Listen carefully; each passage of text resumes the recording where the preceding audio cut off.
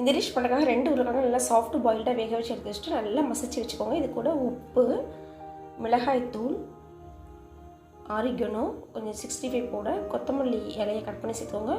கொஞ்சமாக ஒரு கையளவு வெங்காயம் சேர்த்து நல்லா பிசைஞ்சு பைண்ட் பண்ணி எடுத்து வச்சுக்கோங்க. இதான் ஃபஸ்ட்டு ப்ராசஸ். அடுத்து ப்ரெட்டில் வந்து இது வந்து ஒரு 6 ப்ரெட்டுக்கு சரியாக வரும்.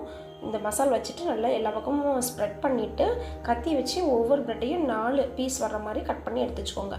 அவ்வளோதான். இனி அடுத்து வந்து ஒரு ப்ரெட் க்ரம்ஸ் ஒரு பவுல் எடுத்து வச்சுக்கோங்க. 2 ஸ்பூன் கடலை மாவு, உப்பு, மிளகாய்த்தூள், மிளகுத்தூள், குழம்பு பொடி, சீரகத்தூள், கொஞ்சமாக கரம் மசாலா பவுடர் போட்டு நல்லா கட்டி இல்லாமல் கரைச்சி எடுத்து வச்சுக்கோங்க.